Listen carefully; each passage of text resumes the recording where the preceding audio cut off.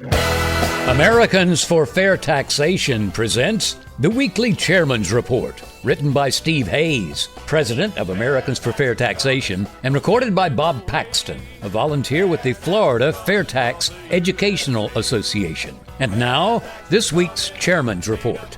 Hello, I'm Bob Paxton with the AFFT Chairman's Report for Friday, August 9th, 2019. Answers to Alabama Economic Freedom Act questions. The following article was written by Mary Lynn Bailey, wife of Chuck Bailey. Chuck is on the AFFT Board of Delegates and is the state director for Alabama FairTax. Since the pre-filing of HB 4, the Alabama Economic Freedom Act, there have been several mischaracterizations and misunderstandings about that bill. Here is Mary Lynn's response.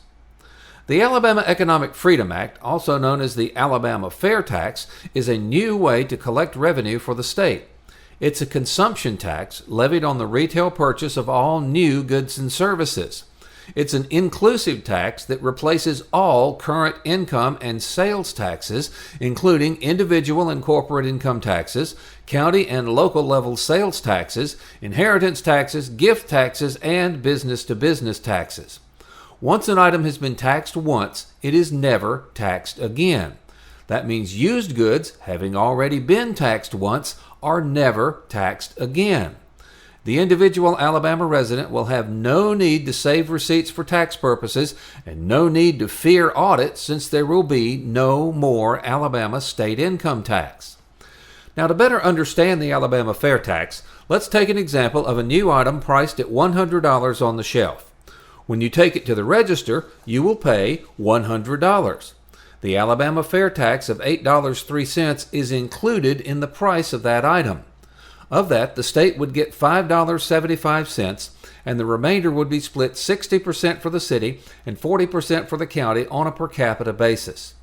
Because we think no legal Alabama resident should be taxed on the necessities of life, we've included a prebate, which is a monthly refund of all taxes you would pay on your spending up to the poverty level. A single person can spend $12,490 before paying any Alabama fair tax out of his or her own pocket. The prebate is paid at the first of the month before you spend any money, and it's based on household size, not income. In order to receive the prebate, you must be a legal U.S. and Alabama resident and yearly fill out the only form that will be required of individual taxpayers. That form asks for household size, address, and valid Social Security numbers for each member of that household. Now, receipt of the prebate is totally optional. Those who wish to remain anonymous do not need to apply for the prebate if they don't want to. The size of the prebate is based on Health and Human Services poverty level guidelines that are published at the beginning of every year. $12,490 is the 2019 poverty level for a single person. That figures out to be $1,041 per month. So a single legal Alabama resident would receive $84 a month to cover the taxes paid on his or her first $1,041 of spending each month. That means that a single person could spend $1,041 a month without incurring any state, county, or local tax liability. The amount of the prebate for a couple would be twice that of a single person, and for a family of four, a couple with 2 children, the poverty level is $33,840. The prebate for that family would be $226 a month, received on or before the first of the month. The prebate eliminates the tax liability for all legal Alabama residents up to the poverty level. A single person who spends $12,490 or less per year will pay no consumption tax out of his or her own pocket. The prebate will reimburse them 100% for all the tax collected from them on that level of spending. If that person spends twice that amount, he or she will pay an effective tax rate of 4% on all of his or her purchases. Now, to actually pay an effective tax rate near the 8.03% fair tax rate, that person would have to spend 128 times the poverty level amount, or $1,598,720. A couple with 2 dependents would have to spend $4,328,960 annually to pay an effective tax rate of 7.96%.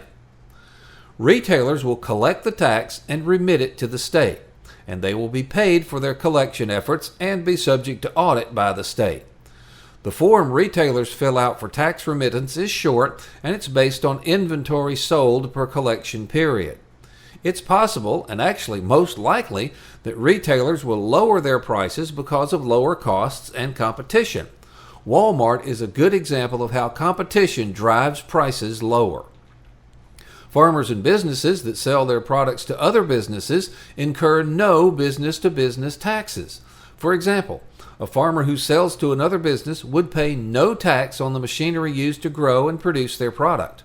However, a farmer who sells produce at a farmer's market or on the side of the road would be responsible for collecting and remitting the tax.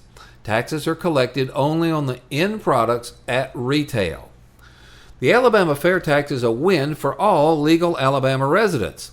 Now, it's been pointed out that residents of some cities and counties have chosen to pay more local or county tax to raise funds for roads, schools, or other projects. With the Alabama Fair Tax, everyone will pay a uniform 8.03% plus any extra voted on by the community. You will have the chance to decide just how you think this tax will affect you.